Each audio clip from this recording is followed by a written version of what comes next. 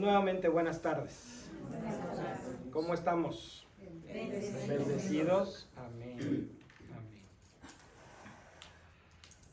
La semana pasada, para los que no estuvieron, estuvimos reflexionando sobre la misericordia de Dios, especialmente porque venía la fiesta de la Divina Misericordia, que fue este domingo pasado.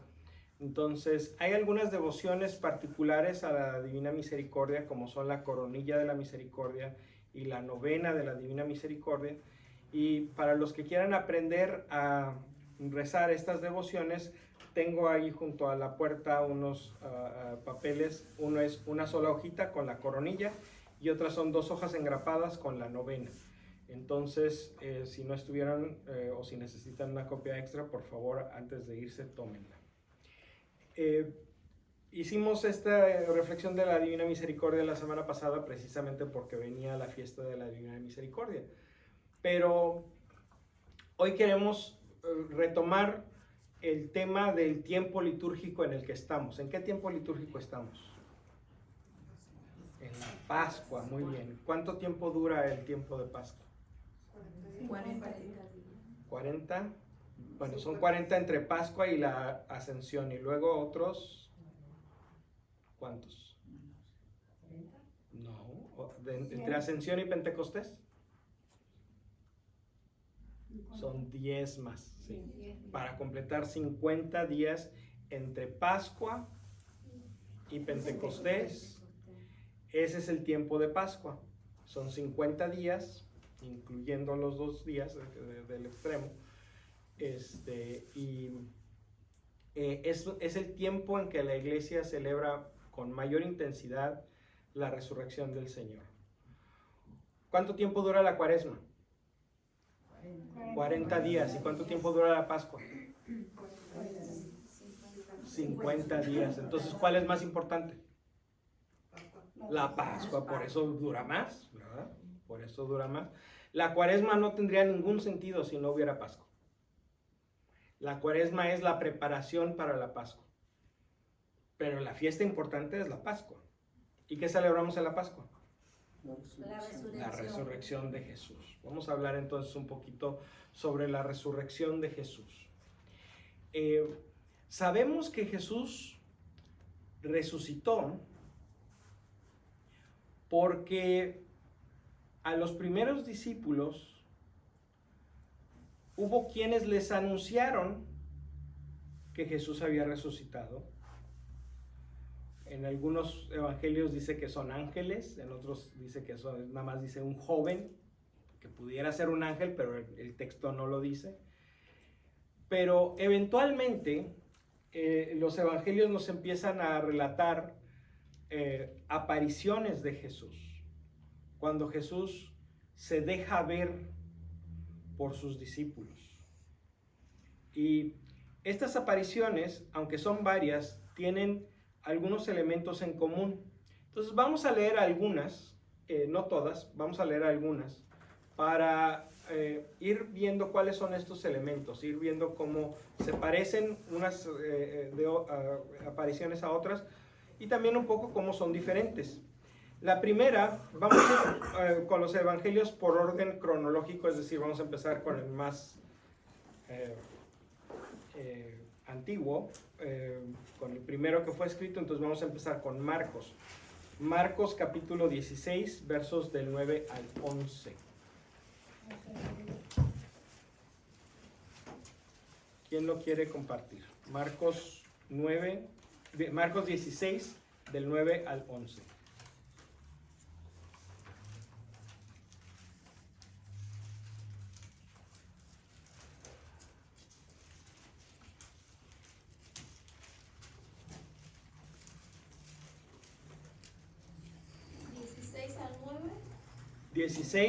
Capítulo 16, versículos del 9 al 11.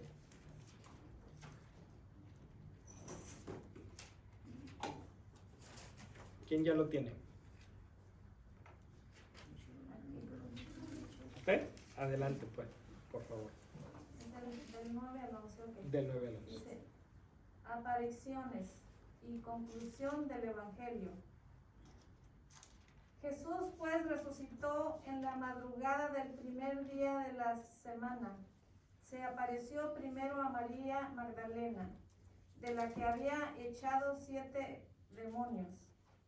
Ella fue a anunciárselo a los que habían sido compañeros de Jesús y que estaban tristes y lo lloraban. Pero al oírle decir que vivía y que lo había visto, no le creyeron. Hasta ahí, Hasta gracias. ahí, sí. Fíjense lo que dice aquí. Marcos claramente dice que la primera aparición, la primera de todas, fue a María Magdalena. Entonces, se le apareció primero a María Magdalena. En ese momento, cuando Jesús se aparece a María Magdalena es la totalidad de la iglesia. Porque la iglesia somos los que hemos participado y somos testigos del misterio pascual de Cristo, del misterio de su vida, su pasión, su muerte y su resurrección. La única persona que había participado en este momento plenamente de este misterio pascual era María Magdalena. Ni los discípulos, ni los apóstoles, ni siquiera la Virgen María. La única que había participado completamente del misterio pascual de Jesucristo era María Magdalena. Por eso a María Magdalena la conocemos como el apóstol de los apóstoles. Porque así como Jesús manda a los apóstoles a que prediquen la buena noticia de que Jesús resucitó a todo el mundo, a María Magdalena Jesús la mandó a anunciarles eso mismo a los apóstoles. Los apóstoles no hubieran tenido nada que anunciar si no hubiera sido porque María Magdalena se los dijo primero. Claro que María Magdalena, siendo mujer, pues no le creyeron. ¿Por qué? Porque el machismo no lo inventamos en México, ya se había inventado desde hace mucho tiempo antes. Y es ese mismo machismo el que ha un poquito ocultado la figura de María Magdalena. La hemos escondido. Y no solamente eso, la hemos calumniado.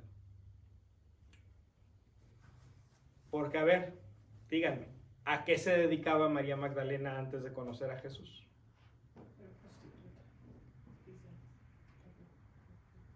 ¿Dónde dice? Te voy a ayudar. En ningún lado. Esa es una calumnia, es una mentira. Es una mala interpretación y poner juntos personajes que son diferentes, ¿verdad?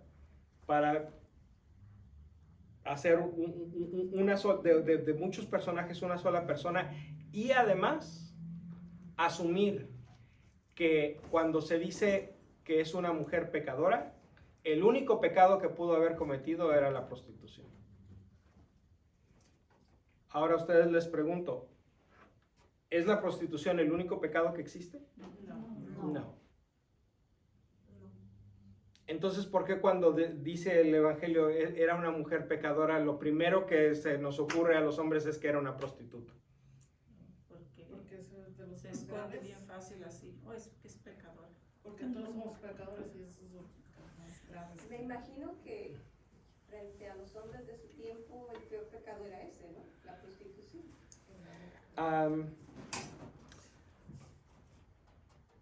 El adulterio era peor. Claro que una prostituta probablemente también estaba cometiendo adulterio, pero muchas mujeres que se dedicaban a la prostitución lo hacían realmente por obligación, por necesidad, porque no había otra manera. Las mujeres no podían trabajar, no tenían ese derecho, entonces pues hacían lo que podían. Cuando una mujer quedaba viuda, pedir limosna en la calle o dedicarse a la prostitución eran prácticamente las únicas opciones que ella tenía. Entonces, pues sí, a lo mejor era un pecado y a lo mejor era un pecado muy grave, pero es un pecado que no se comete solo. La persona que se dedica a la prostitución no puede dedicarse a la prostitución sin clientes, ¿verdad? Pues sí, pero todo el tiempo la que pierde es la mujer. Es la mujer, exactamente. No ellos. Exactamente. Y como que en ellos es permitido. En ningún parte de la Biblia habla del pecado del hombre así que...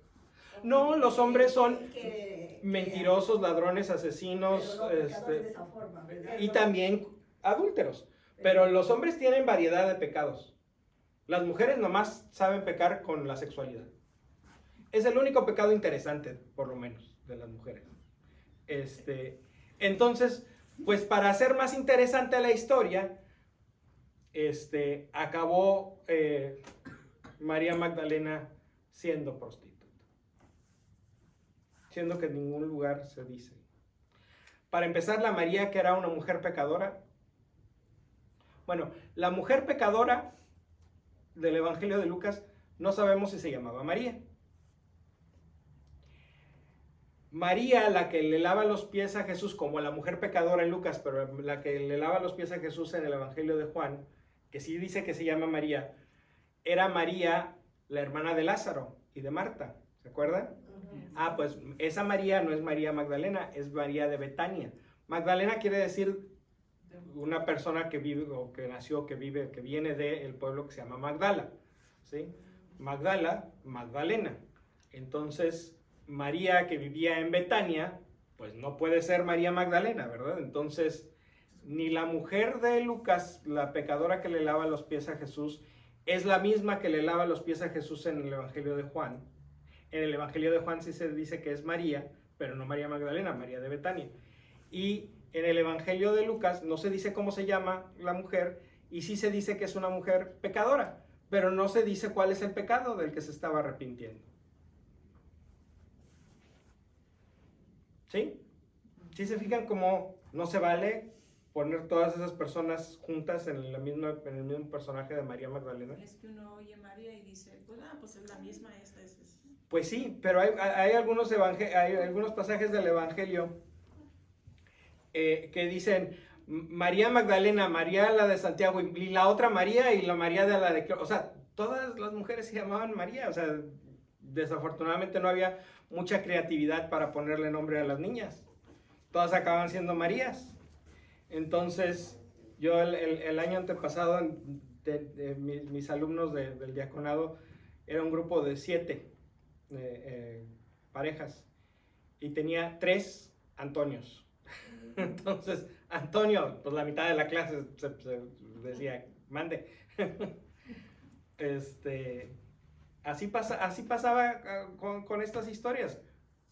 Todas las mujeres se llamaban María, entonces, pero pues con mayor razón hay que tener cuidado de no confundir una María con la otra. Y mucho menos levantarle falsos a nadie, pero en particular a María Magdalena, la apóstol de los apóstoles. Es verdad que fue un papa. El Papa Gregorio el Grande. Muy grande había sido el Papa, pero no hubiera pasado mi clase de Biblia. Yo lo hubiera reprobado porque esto no se hace. Pero bueno, tenemos más de 1000 años de estudio bíblico después del Papa Gregorio. Entonces, tampoco nos vamos a pelear mucho con él. Nomás vamos a entender que lo que él hizo está mal hecho. Y no se debe de hacer. Y no tenemos por qué creerle lo que él dice porque no es correcto. Perdón, ¿y qué fue lo que dijo? ¿Qué hizo? Él fue el que hizo de que esta mujer, que no sabemos cómo se llama, pero que le lavó los pies a Jesús, es la misma que esta otra mujer que le lavó los pies a Jesús, que no es pecadora, pero es María, la hermana de Lázaro y de Marta. Entonces esta también debe ser María, y como es María esta, pues debe ser María Magdalena. Entonces, como era pecadora, era prostituta, y esta era prostituta, y María Magdalena era prostituta, todas eran prostitutas. Una confusión. Sí. Oh, perdón. Le había perdonado 7, le había sacado 7. Dice aquí que le había expulsado 7 demonios. O sea, eran varios diferentes. Era, bueno, pero aquí hay que hacer una aclaración.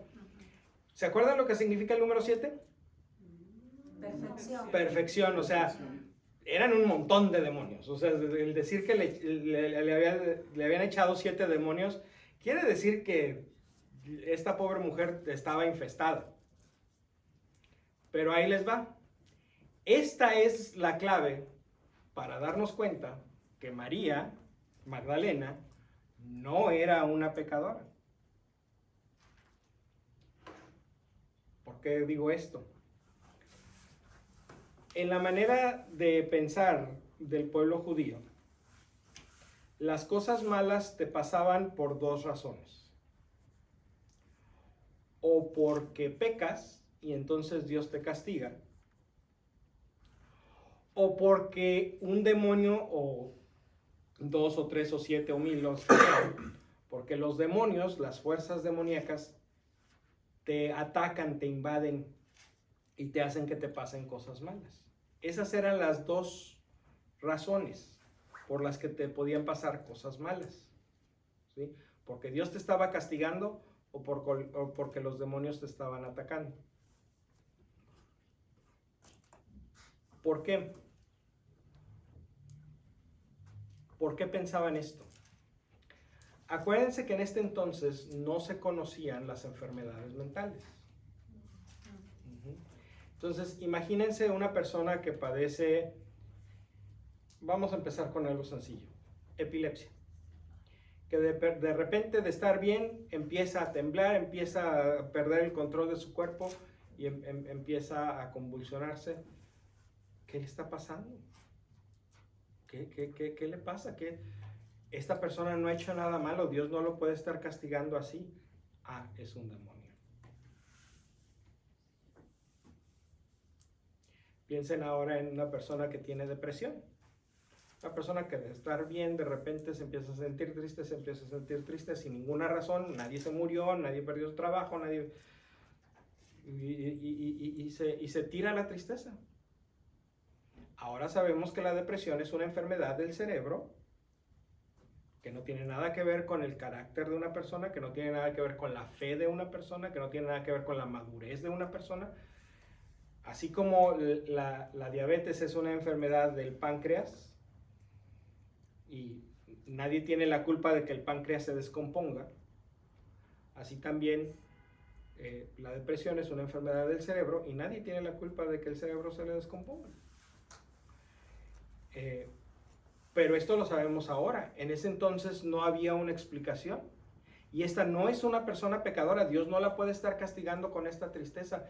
Es que se la está provocando un demonio. Ahora imagínense el caso peor de todos. Una persona con esquizofrenia, que oye voces, que se pone violento, que ataca a sus seres queridos. Tiene un cambio de conducta tan radical y tan inexplicable que lo que se les ocurría es que tenía demonios. Entonces, muchas de las enfermedades que ahora conocemos como enfermedades, en ese entonces se le atribuían a los demonios. Y no estoy diciendo que todos los casos de posesión diabólica son enfermedades mentales, pero muchos sí son. Es claro, incluso en el Evangelio podemos ver claramente los síntomas de las enfermedades mentales que ahora podemos tratar con medicina, no necesitamos echar exorcismos. Entonces son enfermedades del cuerpo, no son enfermedades del alma. Al rato vamos a hablar un poquito más de cuerpo y alma, pero son enfermedades, como cualquier otra enfermedad. Así como cuando nos da gripa nos tomamos una pastilla, también cuando tenemos depresión nos tomamos una pastilla, cuando tenemos esquizofrenia hay medicamentos para tratarlos. Para muchas enfermedades mentales también hay medicamentos. Pero en este entonces no había, entonces pues es que tienen demonios. Pero fíjense, cuando una persona malvada o pecadora le empezaban a pasar estas cosas, la explicación normal y natural es un castigo por tus pecados. Entonces, a las personas que vemos en el Evangelio como endemoniados, son personas a las que no se les podía achacar esos problemas que tenían a sus pecados. Es que esta persona no ha cometido pecados como para que Dios lo castigue así. Entonces tiene que ser el demonio. ¿Sí ven a dónde estoy llegando? Si María Magdalena tenía 7 pecados, 7 demonios, quiere decir que María Magdalena era una persona que padecía mucho, que tenía varias enfermedades graves. Y nadie se atrevía a echarle a ella la culpa de haberlas tenido. Por eso sabemos a ciencia cierta que María Magdalena no era una pecadora. De ninguna clase, ciertamente no una prostituta.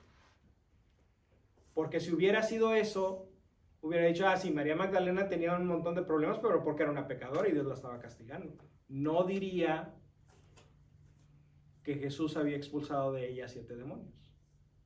Esa es la clave para saber que María Magdalena no era una mujer pecadora. Era una mujer que había sufrido mucho, pero no por culpa de sus pecados. Entonces, no solamente le estamos levantando calumnias a cualquier persona, le estamos levantando calumnias a una persona que sufrió mucho y que era una persona de conducta intachable. Entonces, díganme ustedes, ¿eso está bien? No. Pues no, ni con María Magdalena, ni con nadie. Entonces, bueno, paréntesis sobre María Magdalena. Vamos a ver ahora otra aparición, para ver si podemos conectarlas un poquito. Mateo 28, del 16 al 20.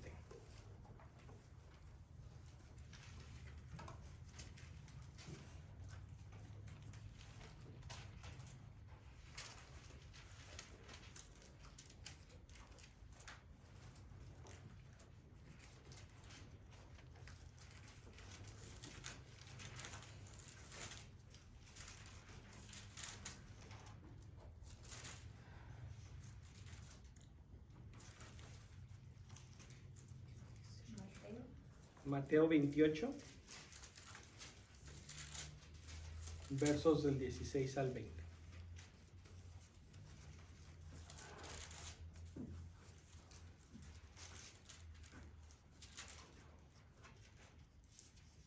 Amén. Adelante, Lupita. Gracias. Por su parte, los 11 discípulos partieron para Galilea, al monte que Jesús les había indicado. Cuando vieron a Jesús, se postraron ante él, aunque algunos todavía dudaban. Jesús se acercó y les habló así: Me ha sido dada toda autoridad en el cielo y en la tierra. Vayan pues y hagan que todos los pueblos sean mis discípulos.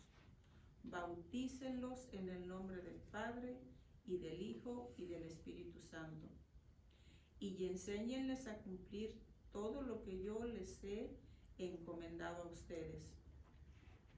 Yo estoy con ustedes todos los días hasta el fin de la historia. Palabra de Dios. Señor Jesús.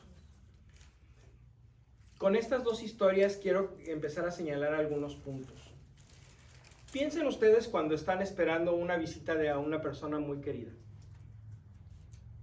Ya se llega a la hora en que habían quedado que llegara y se oye un ruido.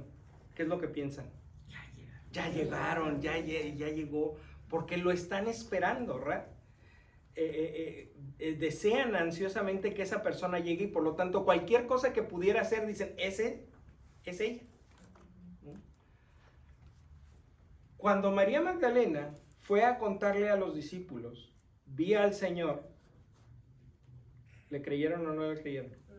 No le creyeron. Porque no lo estaban esperando. Dice aquí, cuando vieron a Jesús se postraron ante él, aunque algunos todavía dudaban. Pero lo estoy viendo, está aquí enfrente de mí. ¿Cómo dudo? Si yo quisiera creerlo y lo veo, pues con toda razón lo creo. Pero este es lo primero que quiero señalar sobre los relatos de la resurrección. Los discípulos no lo andaban buscando. Los discípulos no esperaban que Jesús resucitara. Porque aunque Jesús se los había dicho varias veces, los relatos del Evangelio también son claros en decir, pero ellos no entendieron lo que significa eso de la resurrección de los muertos. No entendieron. Entonces el día que mataron a Jesús, los discípulos dijeron, aquí ya se acabó. Lo mataron, se murió. En fin. Pero les llegan y les dicen, no, es que está vivo. Pues, ¿de qué estás hablando? O sea, mujer, estás mal de la cabeza. ¿Te regresaron los demonios o qué? O incluso después de verlo enfrente de mí y oírlo hablar, todavía dudaban. O sea, los discípulos no lo estaban esperando. Eso es importante porque una de las acusaciones que se hacen a los primeros cristianos de parte de los no creyentes es que esta historia de la resurrección de Jesús, los discípulos se la inventaron.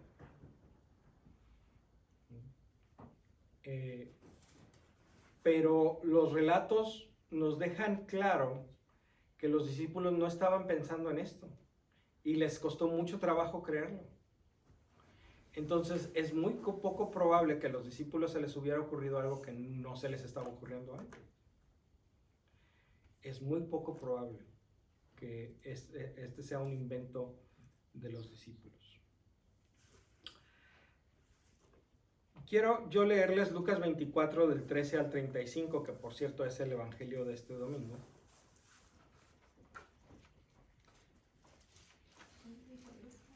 Lucas 24 del 13 al 35, pero déjenme leérselas yo. Aquel mismo día, 2 discípulos se dirigían a un pueblecito llamado Emaús, que está a unos 12 kilómetros de Jerusalén, e iban conversando sobre todo lo que había ocurrido.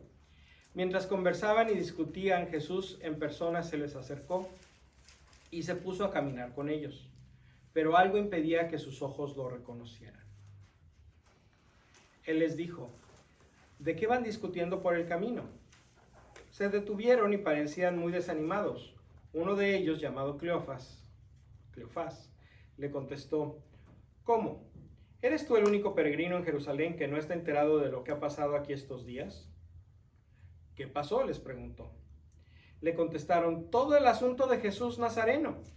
Era un profeta poderoso en obras y palabras, reconocido por Dios y por todo el pueblo.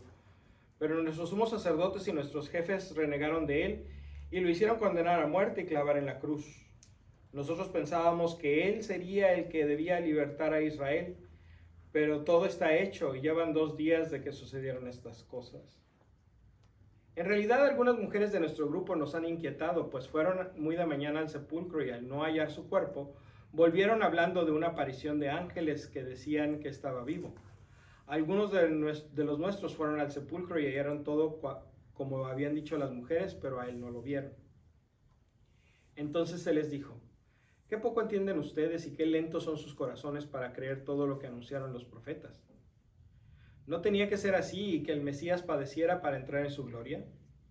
Y les interpretó lo que se decía de él en todas las escrituras, comenzando por Moisés y siguiendo por los profetas. Al llegar cerca del pueblo al que iban, hizo como que quisiera seguir adelante, pero ellos le insistieron diciendo, quédate con nosotros, ya está cayendo la tarde y se termina el día. Entró pues para quedarse con ellos, y mientras estaba en la mesa con ellos, tomó el pan, pronunció la bendición, lo partió y se lo dio. En ese momento se les abrieron los ojos y lo reconocieron, pero él desapareció. Entonces se dijeron el uno al otro, ¿no sentíamos arder nuestro corazón cuando nos hablaba en el camino y nos explicaba las escrituras? De inmediato se levantaron y volvieron a Jerusalén, donde encontraron reunidos a los 11 y a los de su grupo. Estos les dijeron, en verdad el Señor ha resucitado y se le ha aparecido a Simón. Ellos por su parte contaron lo sucedido en el camino y cómo lo habían reconocido al partir el pan. Palabra del Señor. A ver, explíquenmela tantito. Yo ando con este señor durante 3 años. Soy su discípulo. Quiero aprender lo que está diciendo. Le pongo atención a sus palabras. Tengo mis ojos puestos en él. Paso por esta experiencia traumática de que lo arrestan, lo enjuician, lo crucifican, lo matan, lo entierran. Y no lo reconozco. ¿Hace sentido? No hace mucho sentido, ¿verdad? Quiere decir que Jesús, siendo el mismo, hay veces que es difícil reconocerlo. Y ciertamente estos discípulos del camino de Emaús no esperaban ver a Jesús. No tenían ni la menor idea de quién era esta persona que les estaba hablando, hasta que Jesús tomó pan, lo bendijo, lo partió y se los dio. Entonces lo reconocieron. Quiero proponerles que este patrón, esta secuencia de acontecimientos de los discípulos de Emaús, es exactamente la misma secuencia de acontecimientos que suceden cada domingo cuando celebramos la Eucaristía. Porque cuando llegamos a la misa, lo primero la primera parte de la misa es la liturgia de la palabra, donde escuchamos las escrituras y Jesús nos abre nuestros corazones para que los podamos entender. Y la segunda parte de la misa, el sacerdote en persona de Jesucristo toma pan, pronuncia la bendición, lo parte y lo da a la comunidad. Entonces, ese mismo Jesucristo que le abrió las escrituras a los discípulos de Emaús y después partió para ellos el pan, es el mismo Jesucristo que nos abre a nosotros las escrituras y parte para nosotros el pan. Esta experiencia de Emaús es la misma experiencia que nosotros podemos tener cada vez que venimos a la misa. Lo único que necesitamos hacer es poner un poquito de atención.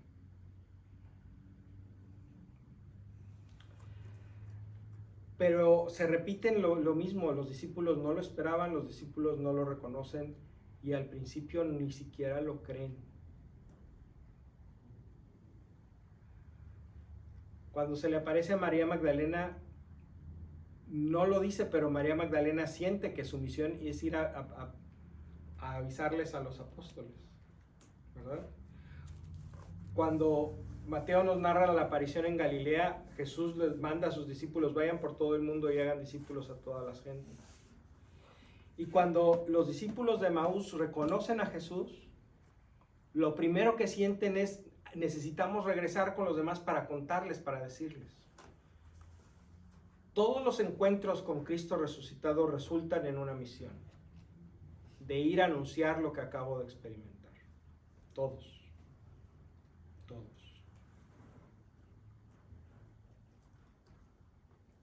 ¿Vamos bien hasta aquí? ¿Sí? A ver si encontramos este mismo patrón en el siguiente. Lucas, ahí mismo, si ya lo encontraron, Lucas 24, nada más sigan leyendo, del 36 al 43. ¿Quién lo quiere compartir? Mientras estaban hablando de todo esto, Jesús se presentó en medio de ellos y les dijo: paz a ustedes. Quedaron atónitos y asustados pensando que veían algún espíritu. Pero él les dijo: ¿por qué se desconciertan? ¿Cómo se les ocurre pensar eso? Miren mis manos y mis pies, soy yo. Tóquenme y fíjense bien, porque un espíritu no tiene carne ni huesos, como ustedes ven que yo tengo. Y dicho esto, les mostró las manos y los pies. Y como no acababan de creer, por su gran alegría, y seguían maravillados, les dijo: ¿tienen aquí algo que comer? Ellos entonces le ofrecieron un pedazo de pescado asado y una porción de miel. Lo tomó y lo comió delante de ellos. Hasta ahí, por favor. Palabra de Dios. Te alabamos, Señor. Entonces, dice, mientras estaban hablando de estas cosas, o sea, los que estaban en Jerusalén les dijeron, sí es cierto que resucitó el Señor, se le apareció a Simón. Y los que venían de Emaús les dijeron, sí es cierto que resucitó el Señor, estuvo con nosotros hace rato. Y Jesús se aparece en medio de su reunión y les cuesta trabajo reconocerlo, se asustaron, pensaron que estaban viendo un fantasma. Los discípulos no estaban buscando el ver a Jesús resucitado. A los discípulos les costó trabajo aceptar el hecho de que Jesús había resucitado. Era más fácil pensar que estaban viendo un fantasma, y por eso Jesús los tiene que convencer de que es Él. En el Evangelio de Juan, este tema lo vemos reflejado en la figura de Tomás, que no estaba el primer día que se les apareció. A los 8 días regresó Jesús y sí estaba, y entonces le dijo, a ver, Tomás, ven, pon tu dedo en el agujero de los clavos para que veas que sí tengo agujero de los clavos. Sí soy yo. A los discípulos les cuesta trabajo creer. Y eso debe de darnos a nosotros un cierto consuelo, porque a lo mejor a nosotros también hay veces que nos cuesta trabajo creer. Los discípulos no buscaban ver a Jesús, estas apariciones son casi todas sorpresivas. Jesús es el mismo, pero diferente. Las apariciones siempre terminan en una misión. Ahorita si hubiéramos seguido leyendo después de esta aparición de Lucas, hubieran sido las últimas instrucciones de Jesús. Quédense en Jerusalén hasta que reciban la fuerza de lo alto, porque después van a ir a ser mis testigos por todo el mundo. Pero ahorita tense quietos unos días. Todas las apariciones de Cristo resucitado terminan en una misión. El testimonio de los evangelios es unánime. La primera persona a la que se le aparece Jesús resucitado es a María Magdalena. A ella por separado o como parte de un grupo de mujeres, pero siempre de mujeres, y siempre está presente María Magdalena. Entonces, en la iglesia hemos relegado a la mujer a un papel secundario. En la Iglesia Católica las mujeres oficialmente no toman decisiones. Siempre es el padrecito o el obispo. En la realidad, ¿verdad? Claro que las mujeres hacen sentir su carisma y su misión en la vida de la iglesia. Y tenemos ejemplos de mujeres que son grandes apóstoles de Jesucristo en toda la historia y en todos los lugares, y aquí en nuestra parroquia también. Sí, ir más allá, pues a Irma, que nos dirigen todas nuestras actividades del ministerio hispano. Sí. ¿Por qué siempre, no es usted la historia, todos los hombres son los que realmente son los que Dios pertenece, aunque la mujer está ahí, está todo eso, ¿por qué no hay voto para la mujer? Porque vivimos en una sociedad machista y la iglesia también es una sociedad machista, desafortunadamente. Y está mal. Es algo que la iglesia tiene que corregir. Desafortunadamente el ordenar mujeres sacerdotes u obispos es algo que parece que no va a poder ser posible. Ordenar mujeres al diaconado es algo que todavía está en veremos. A lo mejor sí sucede. Pero en general, con ordenación o sin ella, lo que necesitamos cambiar en la iglesia es la manera en que se toman las decisiones, porque hemos juntado la ordenación con el poder. O sea, el que tiene el poder es el ordenado, y el que es ordenado tiene el poder. Entonces necesitamos separar esas dos cosas.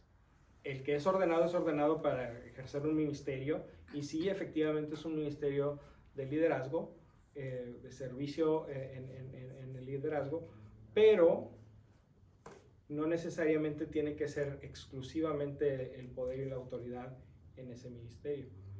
podemos encontrar maneras de organizar nuestra iglesia de manera que los que no son ordenados, hombres y mujeres, puedan también participar en la toma de decisiones y tener autoridad real y no nada más autoridad delegada del padrecito o del obispo. Pero eso es algo que todavía no existe, es algo que lo podemos soñar y que lo podemos platicar, pero que todavía necesita trabajo para convertirse en una realidad.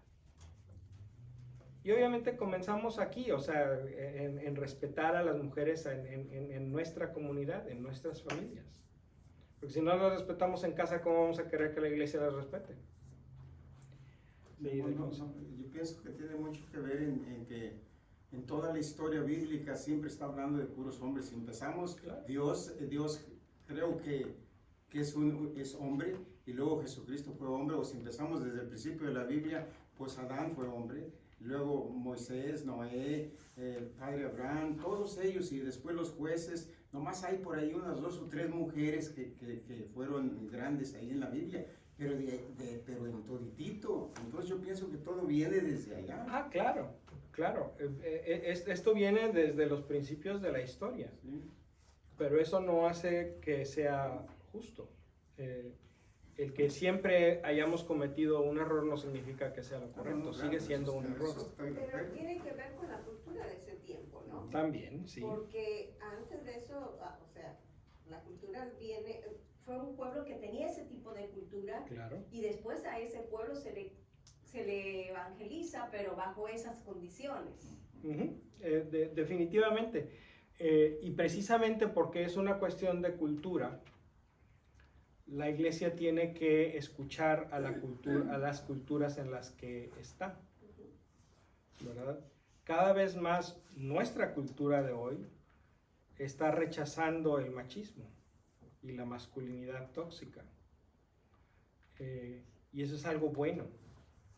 Nuestros hijos y nuestros nietos ya no son tan machistas como lo fuimos nosotros, aunque sean hispanos.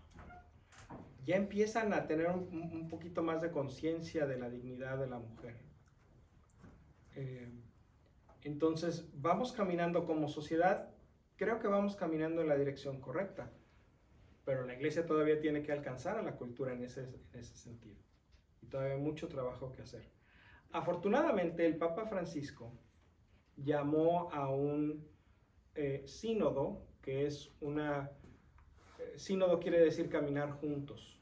Entonces, el sínodo de los obispos son reuniones de trabajo de los obispos en los que pues tocan algún tema pastoral. Ha habido un sínodo sobre las Sagradas Escrituras, un sínodo sobre la familia, un sínodo sobre la juventud, y ahora el Papa Francisco dice, vamos a hacer un sínodo sobre la sinodalidad, es decir, sobre el aprender una nueva forma de ser iglesia, donde las cosas no vienen nada más desde arriba, desde el que tiene la autoridad hacia sus vasallos, hacia sus súbditos, ¿verdad? Porque ese es incluso el lenguaje que utiliza la iglesia, el obispo y sus súbditos, no, es el obispo y la gente que tiene bajo su cuidado.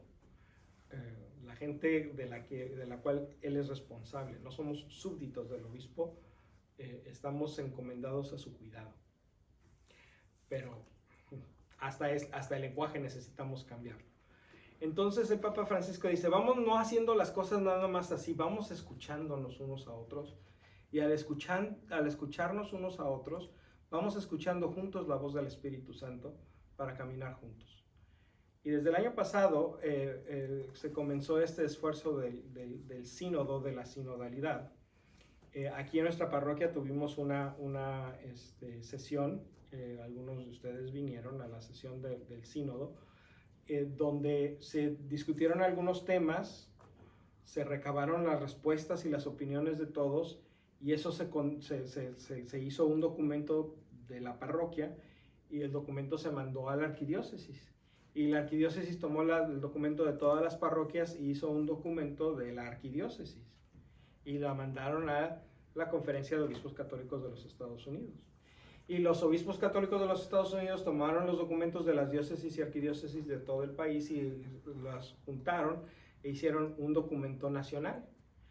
Y así ha ido avanzando. Ahorita estamos en la etapa continental, es decir, en Norteamérica, en Latinoamérica, en Asia, África, Europa, está el proceso de crear documentos a nivel continental que se van a utilizar para producir el documento que los obispos van a utilizar en Roma en octubre para hablar sobre esto, sobre una manera nueva de ser iglesia, donde nos escuchamos unos a otros y escuchándonos unos a otros, escuchamos juntos la voz del Espíritu Santo para caminar juntos.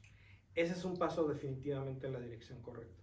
Y uno de los temas que suceden una y otra vez en los documentos nacionales y continentales es el papel de la mujer en la iglesia. Así es que hay esperanza. La iglesia se mueve muy despacito. A lo mejor no nos toca ver el fruto de todo esto, pero va en la dirección correcta. Aunque sea a paso de tortuga, con reumas.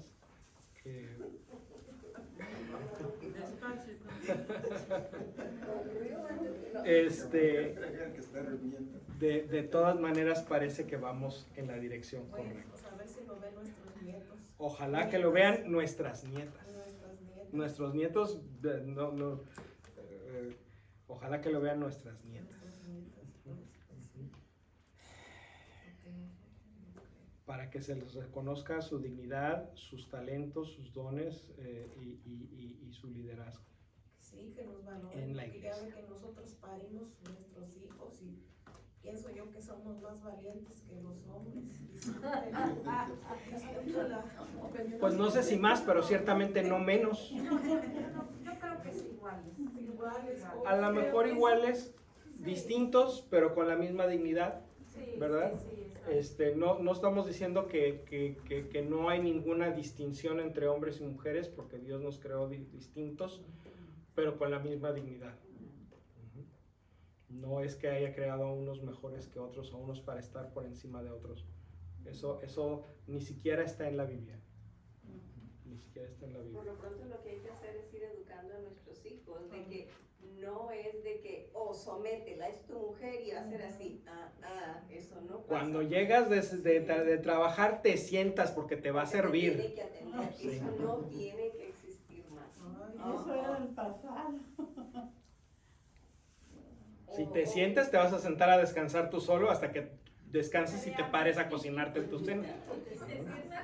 Luego, si es la hija, no, es que él tiene la obligación de a mi hija que la atiendan así, pero a mi hijo que la atiendan así. Entonces, ¿qué estoy creando? O sea, esa es parte de la tarea que tenemos que hacer en casa, empezar a educar a esas nuevas generaciones con una visión diferente. No, las nuevas generaciones, que alguno va a pasar con los teléfonos, la computadora, la tablet, hombre. Lo siguiente que le... Viven una realidad muy distinta de la que vivimos nosotros. Están expuestos a muchísimas cosas que nosotros no estuvimos expuestos. Entonces, tienen más material para trabajar. Nosotros, pues nomás lo que nos enseñaron en nuestra casa, y eso era todo lo que teníamos. Pero nuestros muchachos de hoy tienen al mundo entero a su disposición. Y las historias del mundo entero. Y tienen el YouTube, y tienen el TikTok, y tienen la manera de ver, de echar un vistazo a las culturas de todo el mundo. Y enriquecerse mutuamente. O sea, no se desesperen tanto de que sus muchachos, sus muchachas pasen mucho tiempo en sus aparatos electrónicos. Puede no ser tan malo. Eso estaba diciendo mi hijo hace rato que estaba visitando.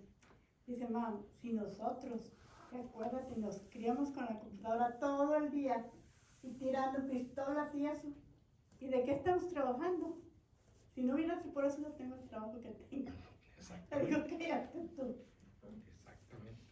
Pero yo pienso también de que así como fuimos criados nosotros, que nos enseñaron muchas cosas que a pesar no teníamos, pero ni televisión creo, así que enseñarle a nuestros hijos, porque yo soy una madre de 3 hijos y estoy orgullosa de mis hijos porque a pesar, yo desde los 9 años, ellos se hicieron independientes de lavar su ropa, de limpiar su cuarto, todo eso. Incluso los últimos 2, ellos compartían su cuarto. Y ellos limpiaban y yo les decía, esta es tu parte que tienes que limpiar y todo eso. Y aún así todavía están, pues el chiquito se me fue al ejército y los otros 2 todavía están conmigo. Y ellos yo no me preocupo por nada de ellos. Claro. Muy bien, la felicito. Inculcar a los muchachos y muchachas valores, responsabilidad y que no diga, ay no, yo no hago eso, ¿verdad? O sea, a nadie se le cae la corona por lavar un traste, a nadie se le cae la corona por echar una carga de ropa en la lavadora, o por barrer, o por aspirar, o por sacudir. A nadie le pasa nada por hacer eso. Y al contrario, yo he visto personas que tienen la experiencia completamente diferente, que se van los hijos a la universidad y una semana después están en el teléfono, mamá, no sé cómo se usa la lavadora.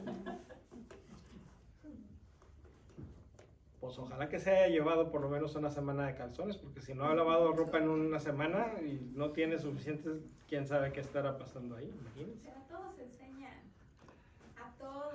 Ojalá. Ojalá. Ojalá. La tecnología al final del día no está malo porque lo que Porque no aprenden. saben cómo hacerlo, ahí lo El consultan. Google les dice. Pero los valores sí, pues esos, Los lo que les valores. enseñamos en la casa es lo que se van a llevar. Pero yo también he visto en mi familia, a veces como las niñas, las que son mujercitas, la cocina, hacen las cosas de la cocina. Él ayuda, pero ayuda en otras cosas, el papá en el garage, en otras cosas, pero siempre como he visto muchas divisiones, entonces no está. Claro.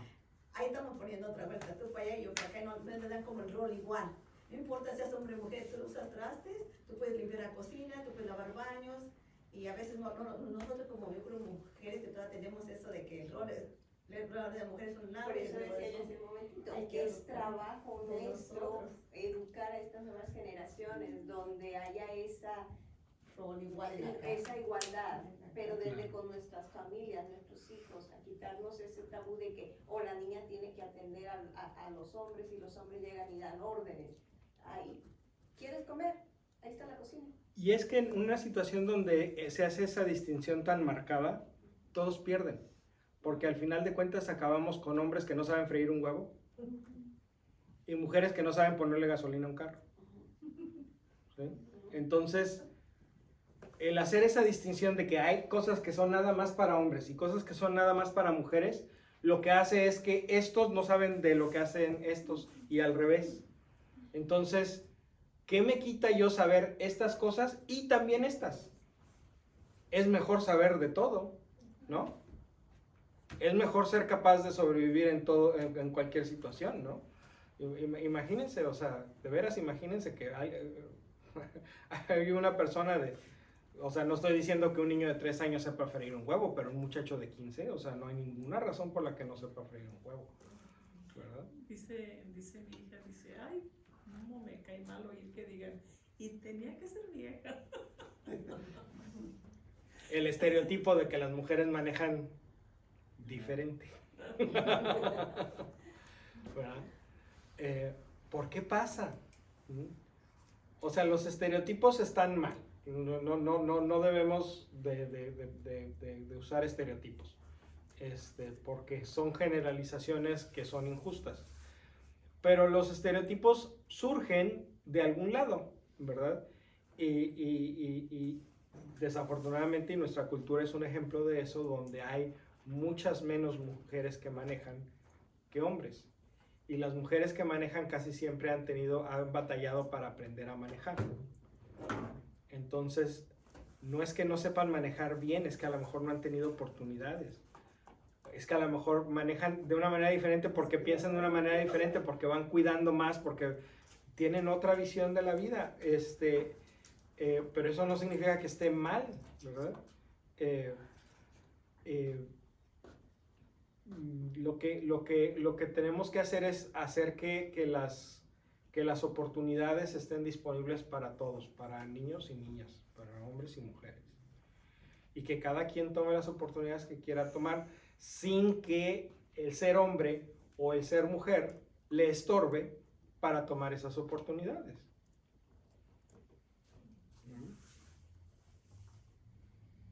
Si hay un muchacho que le gusta el diseño de modas y quiere dedicarse a eso, pues por favor no le compren un rifle, no le compren una estuche de herramientas, cómprenle una máquina de coser y telas. Ay, no, porque no se vaya a hacer amanerado. Por eso decía que como sociedad tenemos mucho trabajo que hacer, porque al final de cuentas somos la misma sociedad los que armamos esos estereotipos. Yo tengo mis 3 muchachos, desafortunadamente mi muchacho grande se enfermó, pero era súper inteligente en la escuela.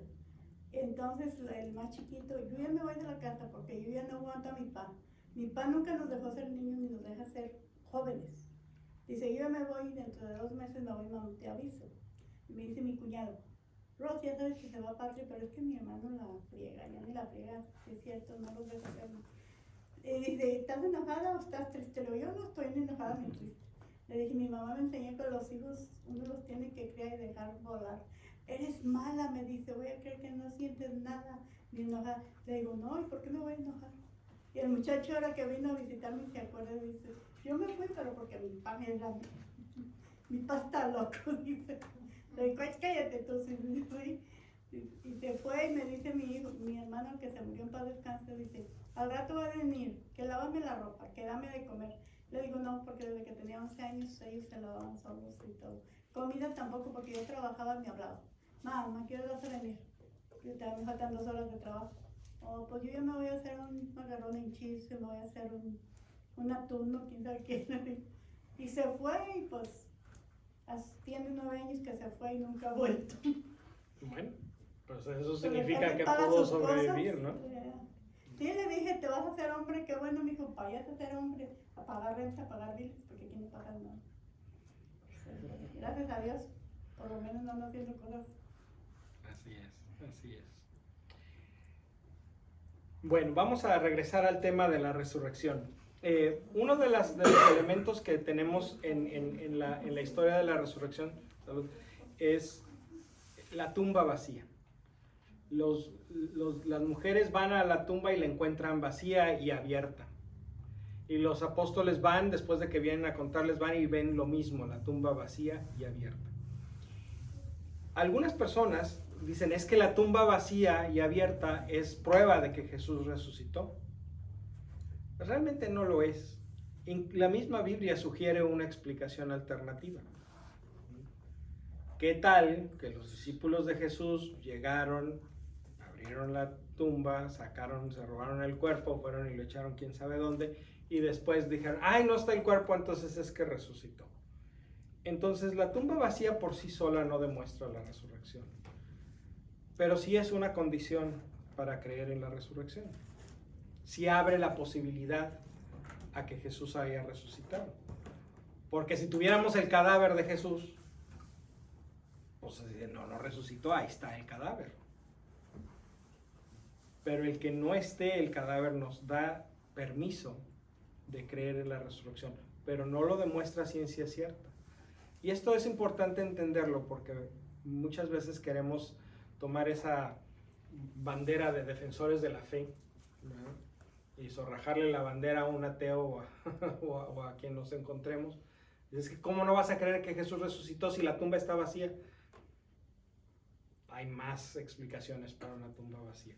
La verdad es que ninguna de las verdades de la fe se puede demostrar con razonamientos lógicos o con experimentación. Al final de cuentas, las verdades reveladas por Dios, lo que necesitamos hacer es tomar una postura con respecto a ellas. ¿Las creemos o no las creemos? Y si las creemos, las vamos a creer porque nosotros decidimos creerlas. Porque Dios puso en nuestro corazón la disposición para creerlas o no. Pero no es algo que nosotros nos hayamos ganado. Esta fe sobrenatural es un don.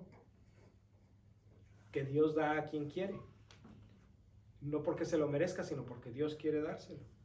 Y no podemos echarle la culpa a alguien a quien Dios no se lo ha dado todavía, como si fuera culpa de esa persona de que Dios no se lo haya dado todavía, ¿no?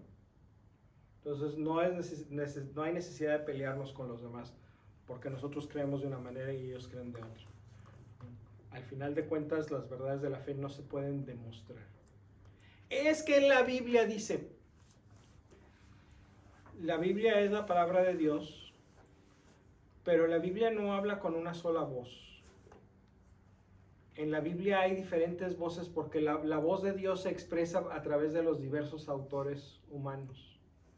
Y cada uno escribe, por lo tanto habla en su propio contexto. Y la imagen de Dios en la Biblia va cambiando a lo largo del Antiguo Testamento y con mucho mayor razón del Antiguo al Nuevo Testamento. Hay una continuidad, pero también hay un desarrollo. Entonces, no podemos decir, es que en este versículo de la Biblia dice que así es y así tiene que ser. Así no funciona. Así no leemos la Biblia a los católicos. Es una aproximación fundamentalista al texto bíblico, que no entiende cómo surge el texto bíblico y por lo tanto lo utiliza de una manera que el texto bíblico nunca tiene la intención de ser utilizado así. Lo mismo pasa con la tumba vacía. La tumba vacía nos da permiso de creer en la resurrección, porque no hay un cadáver de Jesucristo. O sea, si yo creyera en la resurrección, pero ahí está el cadáver de Jesucristo, pues entonces sería un tonto, ¿no? Pero creo en la resurrección y puedo creer en la resurrección y no soy un tonto al creer en la resurrección, porque ¿dónde está el cadáver? Pero ¿qué significa eso de resucitar? Porque cuando platicábamos sobre Lázaro, pues Lázaro se muere a esta vida y Jesús lo devuelve a esta vida. Pero esa no es la resurrección de Jesús. La resurrección de Jesús es que Jesús vive en esta vida, muere, y Dios lo resucita a una vida más plena, a una vida nueva, a la vida de Dios.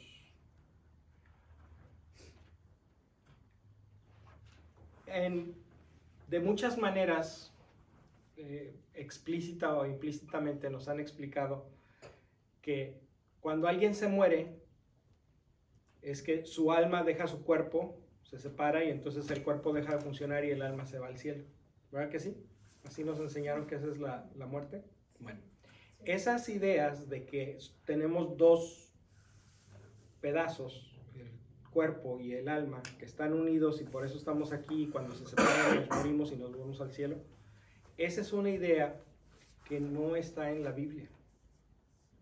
Esa es una idea que no pertenece a la antropología, al entendimiento del ser humano del pueblo de Israel. Estas son ideas de los griegos, que la iglesia ha importado de la filosofía griega porque es más fácil y más sencillo entender las cosas de esta manera. Pero Dios no piensa, por lo menos Dios no habla en términos de cuerpos y almas como dos cosas separadas.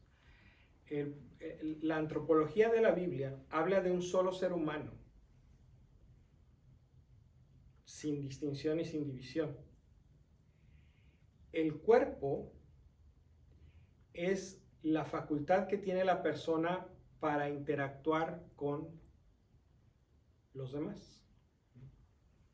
Yo para comunicar algo, pues voy a utilizar mi voz, que es parte de mi cuerpo.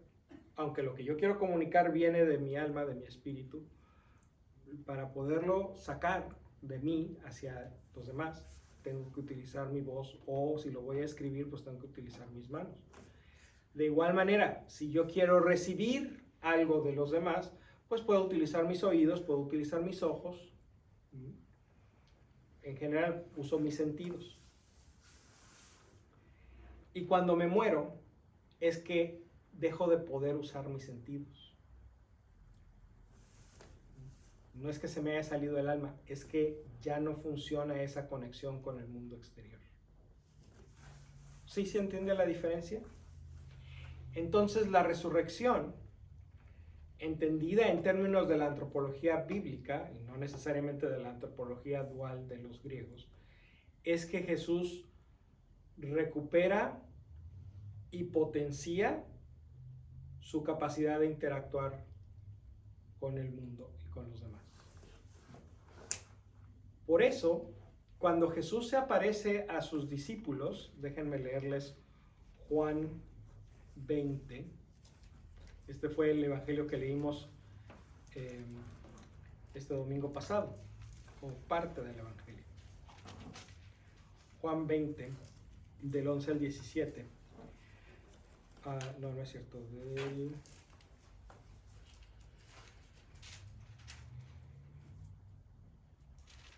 Del 19 en adelante.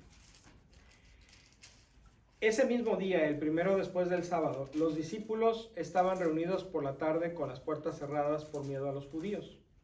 Llegó Jesús, se puso de pie en medio de ellos y les dijo: la paz esté con ustedes. Dicho esto, les mostró las manos y el costado, y los discípulos se alegraron mucho al ver al Señor. Jesús les volvió a decir: la paz esté con ustedes. Como el Padre me envió a mí, así los envío yo también. Dicho esto, sopló sobre ellos y les dijo: reciban el Espíritu Santo. A quienes descarguen de sus pecados serán liberados, y a quienes se los retengan les serán retenidos. Palabra del Señor. Entonces, después de la resurrección, Jesús puede darnos el Espíritu Santo. Jesús hace un signo, una señal para que los discípulos entiendan, pero Jesús no necesitaba hacer eso realmente.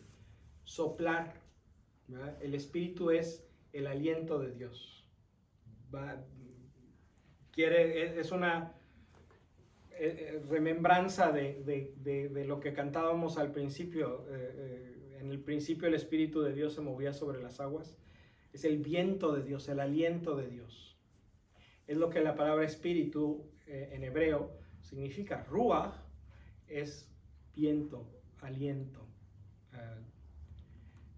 No aliento de olor, sino aliento de vida, respiración, la respiración de Dios. Entonces por eso Jesús sopla el aliento de vida del Espíritu Santo. Pero Jesús solamente puede hacer eso después de la resurrección. ¿Por qué? Porque su capacidad de interactuar con nosotros no solamente regresa donde estaba antes de morir, sino que llega a su total plenitud. ¿Sí? Para que Jesús se encarnara en la Virgen María, el Hijo de Dios, lo dice San Pablo, tuvo que hacer a un lado su gloria divina, dejar de usarla, como contenerla, amarrarla para que no se salga, para poderse encarnar y tener una vida completamente humana. Esa era la vida de Jesús antes de la resurrección. Una vida donde la humanidad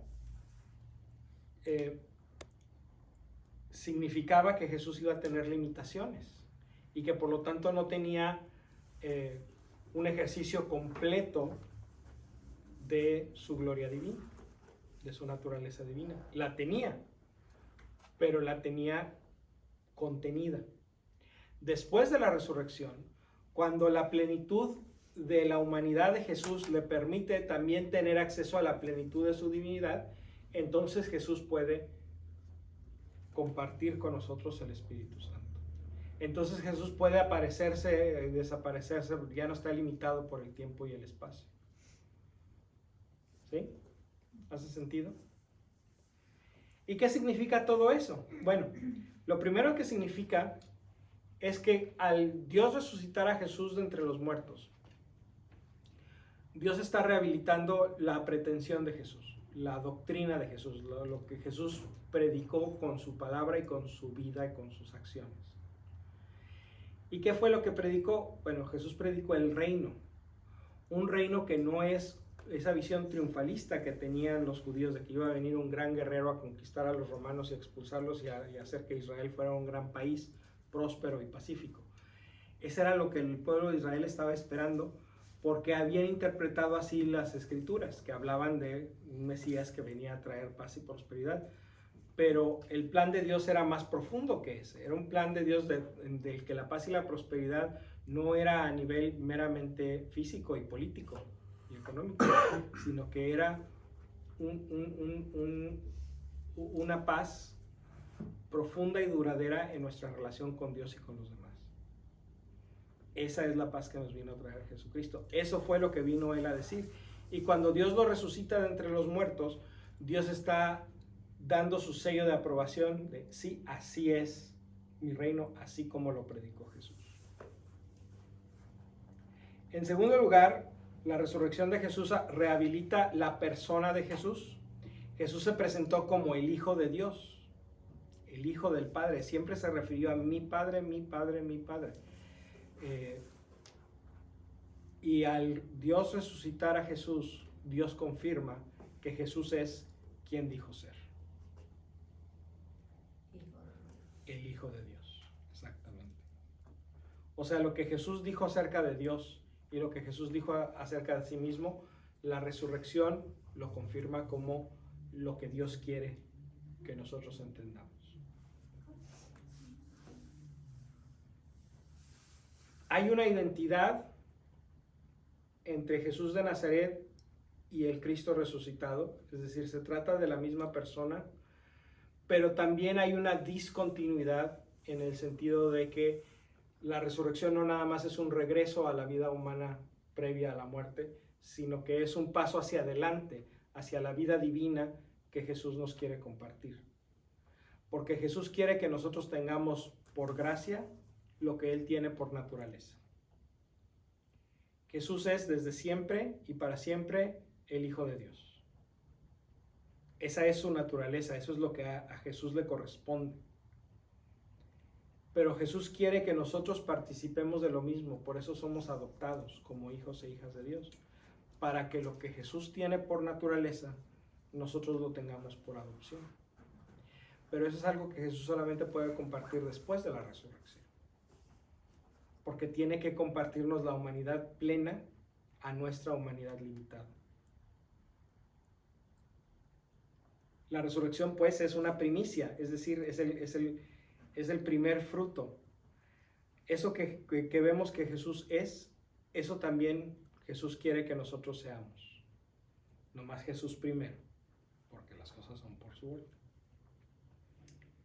La resurrección nos libera del pecado, de la ley y de la muerte. No nos libera nada más de los pecados, sino nos libera del pecado. Nos libera de esta necesidad que tenemos de ser egoístas, de pasar por encima de los demás. La resurrección de Jesús nos dice, hay otra manera de vivir la vida. Nos libera de la ley porque el Espíritu Santo ahora vive en nuestro corazón, entonces no necesitamos ir a la ley para entender lo que Dios quiere. Nuestro corazón ya lo sabe. Que lo hagamos o no lo hagamos es otra cosa, pero nuestro corazón ya lo sabe, ya no necesitamos que venga la ley a decirnos. Y nos libera de la muerte, porque si Cristo no lo pudo contener la muerte, pues entonces a los que somos de Cristo tampoco. La muerte ya no es la frustración de todas nuestras aspiraciones. La muerte simplemente es el paso al cumplimiento de todas nuestras aspiraciones. Porque así pues la resurrección es el primer anuncio de lo que va a ser al final de los tiempos. La resurrección es la primicia del reino cuando quede totalmente establecido al final de la historia. Pero esa decisión ya está tomada. Ese juicio ya está hecho. Jesús ha juzgado que la humanidad sea salvada. Jesús ya tomó la decisión que valemos la pena. La resurrección de Jesús es simplemente la muestra de que Dios nos ha juzgado a los seres humanos dignos de la gloria de Dios. Y por eso esa es nuestra esperanza. Que aunque ahorita estamos limitados por esta vida, nos espera una vida sin límites. Amén. Amén. Amén. ¿Alguna pregunta, algún comentario que quieran hacer? Vamos pues en este tiempo de Pascua, en estos 50 días, bueno, ya quedan menos, pero los que quedan, todavía nos falta un mes, un poquito más, de tiempo de Pascua. Vamos a vivirlo intensamente. Vamos a vivir la resurrección de Jesús, esperando nuestra propia resurrección, anticipando nuestra propia resurrección. Y vamos ahora, con confianza infinita, a poner en las manos del Señor nuestras peticiones. Les invito a que nos pongamos de pie para descansar un poco.